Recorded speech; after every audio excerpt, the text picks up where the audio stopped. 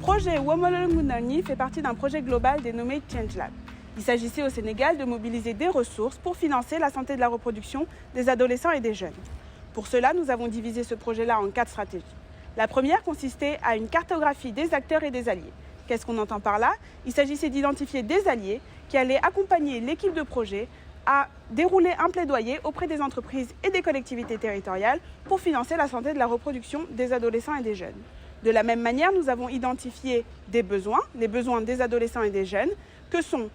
une nécessité d'information fiable en matière de santé de la reproduction, un accès à des centres d'écoute dédiés aux jeunes pour avoir accès à des informations notamment en santé de la reproduction, des services dédiés aux jeunes en matière de santé de la reproduction, une synergie entre les acteurs qui travaillent dans ce domaine-là pour une meilleure prise en charge de cette problématique et enfin trouver des financements pour financer la santé de la reproduction des adolescents et des jeunes. Nous nous sommes rendus compte que l'essentiel des besoins d'abord sont exprimés plus par les filles que par les garçons.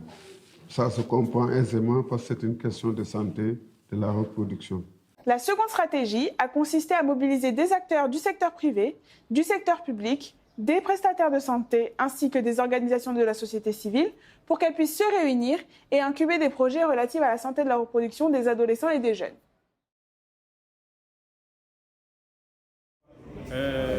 Aujourd'hui, on est là dans les 72 heures du hackathon, qui est vraiment riche en expérience parce que l'objet de cette rencontre, c'est de pouvoir édifier, d'édifier un peu sur la santé reproductive des jeunes adolescents, qui a été riche parce que beaucoup d'acteurs se sont réunis ici, de différentes localités et de différentes origines, et aussi de différentes fonctions. On a trouvé un consensus et on a fait un projet qui est en fait un projet profitable à toute la communauté et qui prend en charge de cette problématique liée à la santé de la reproduction chez les adolescents et chez les jeunes. Ils ont partagé avec moi des informations et pour moi je dirais que les difficultés sont devenues des opportunités pour moi parce que maintenant je suis plus avertie, parce que j'ai la chance de travailler, que ce soit avec Mme Diouf qui est au niveau de la région médicale, mais également avec les bâtis qui travaillent au niveau de la GVO, des personnes qui sont très sensibles par rapport à ces questions. Donc, je pense que maintenant je vais me documenter plus et voir en mon sens en tant que jeune, en tant que cinéaste, qu'est-ce que je pourrais faire par rapport à cette problématique, surtout au niveau de la région de Saint-Louis. J'ai vécu le projet Womal al-Abdoulawi de manière instructive et intéressante. Vu aujourd'hui la raréfaction des ressources ici en faveur des DSSA, l'implication des collectivités territoriales et du secteur privé pour le financement de la SA ici au Sénégal. Donc aussi l'hackathon, on a pu rédiger un projet en 48 heures qui se nomme Fekindawi,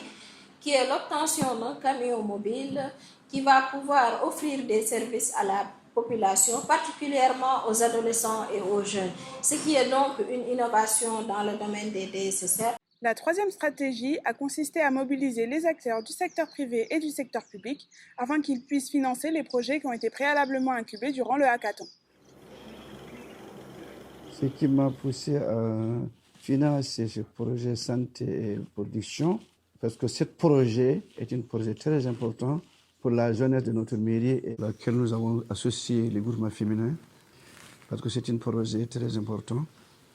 qui va être local, qui va être au milieu de notre mairie. Les communes nous disent souvent qu'il faut participer à l'amélioration des conditions de vie des populations sur place. Donc quand tu participes à l'amélioration de vie des conditions des populations, c'est investir sur le secteur humain. Une dynamique de mobilisation des ressources a été mise en place tant avec les acteurs du secteur privé que les acteurs du secteur public. Les organisations de la société civile ont également été mises à contribution. Aujourd'hui, il est important de donner ce relais-là aux organisations de la société civile afin qu'elles puissent pérenniser les acquis du projet.